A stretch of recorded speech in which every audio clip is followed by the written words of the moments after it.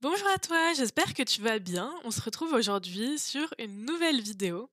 Aujourd'hui, on va voir une nouvelle astuce sur Gmail, encore une fois. Je fais une petite série de plein d'astuces à mettre en place pour gagner du temps dans tes emails. Aujourd'hui, on va parler de la signature. La signature dans tes emails, c'est quelque chose qui est assez important parce que ça va montrer ton professionnalisme, ça va donner également les informations importantes pour qu'on puisse te contacter rapidement. Tu vas pouvoir intégrer également des liens, par exemple, pour, prendre un rendez-vous ou rediriger vers tes réseaux sociaux.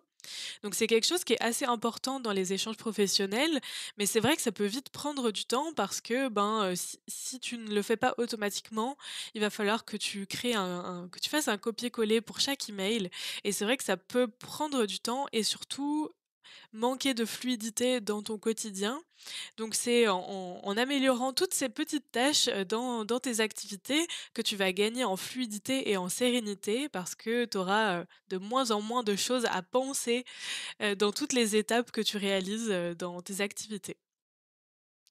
OK, donc on se retrouve sur mon Gmail, sur la page d'accueil et donc pour mettre en place cette signature automatique, on va aller dans les paramètres. Donc cliquer sur la petite roue en haut et ensuite voir tous les paramètres juste en dessous. On reste ici dans l'onglet général et on va juste descendre jusqu'à atteindre, la l'encart des signatures.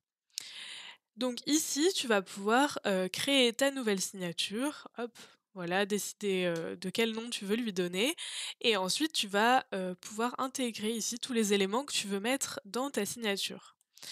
Il faut savoir que tu peux le faire directement, via Gmail ici, mais c'est vrai qu'il y a des outils qui te permettent de créer des signatures, un peu pimpées, sympas, en ajoutant des boutons par exemple.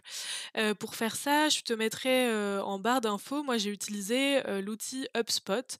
C'est un outil, une fonctionnalité gratuite de l'outil qui te permet de voilà, de créer ta belle signature. Ça fait pro et ça permet d'ajouter un peu de l'interactivité avec ta signature. Donc une fois que tu as créé vraiment la signature comme tu la souhaites, l'étape importante qu'il ne faut pas oublier, ça va être, les options que tu as en dessous, de la création de ta signature et donc là, il va, te demander ce que tu veux comme valeur par défaut dans ta signature. Donc par défaut, en fait, l'outil, sélectionne aucune signature et donc ça va être pour à toi de sélectionner laquelle signature tu veux ajouter dans le cas où tu crées des nouveaux emails et dans le cas où tu crées des réponses à des emails.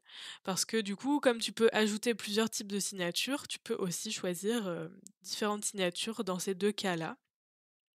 Donc pour moi, c'est la même signature, mais tu peux très bien choisir la signature, que tu souhaites et ensuite tu vas pouvoir, cocher ou non, le fait d'insérer la signature, quand il y a plusieurs, réponses d'emails.